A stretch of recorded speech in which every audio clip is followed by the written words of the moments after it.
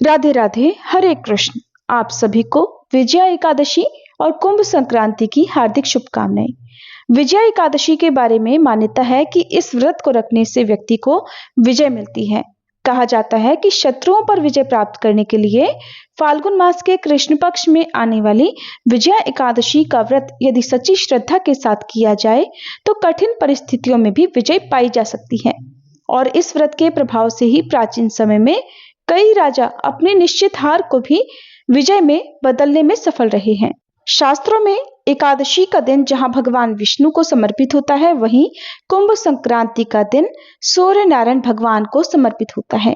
और कुंभ संक्रांति के दिन ही सूर्य नारायण मकर राशि से निकलकर कुंभ राशि में गोचर करते हैं।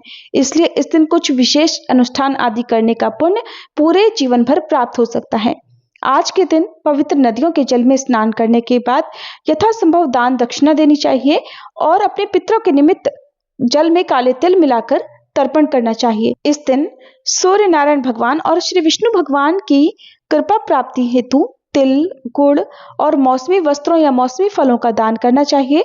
सुहागिन महिलाओं को सुहाग की सामग्री और धन दक्षिणा आदि का दान देना चाहिए।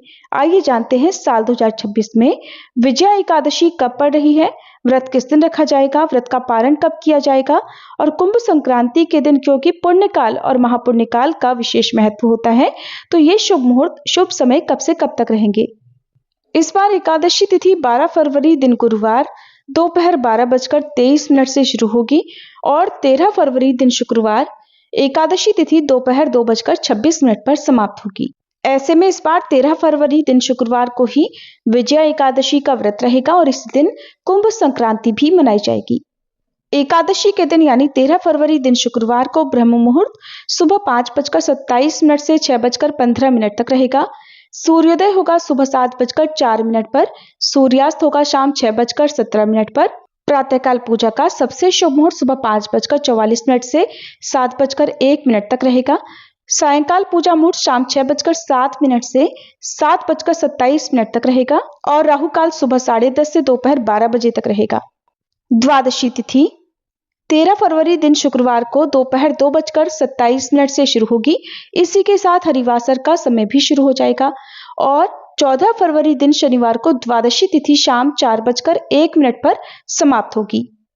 द्वादशी तिथि के दिन ब्रह्म मुहूर्त सुबह 5:26 से 6:14 तक रहेगा। सूर्योदय होगा सुबह 7:03 पर और इस दिन सुबह 3:24 से सिद्धि योग भी प्रारंभ हो जाएगा।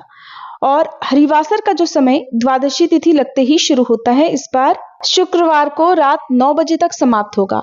एकादशी व्रत का पारण 14 फरवरी दिन शनिवार को सुबह 7 बजे से 9:14 के बीच में किया जाएगा। क्योंकि इस बार 13 फरवरी दिन शुक्रवार को कुंभ संक्रांति भी है और इस दिन पुण्यकाल और महापुण्यकाल का विशेष महत्व होता है। कुंभ संक्रांति के दिन पुण्यकाल सुबह 7:01 से दोपहर 12:35 तक रहेगा। कुल अवधि लगभग 5 घंटे 34 मिनट की रहेगी और महापुण्यकाल का समय सुबह 7:01 से 8:53 तक रहेगा।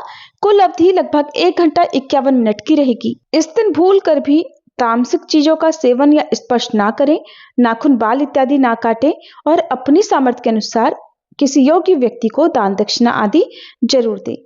ये थी आज की वीडियो। जानकारी अच्छी लगी हो तो वीडियो को लाइक करके कमेंट बॉक्स में राधे राधे जरूर लिखिएगा।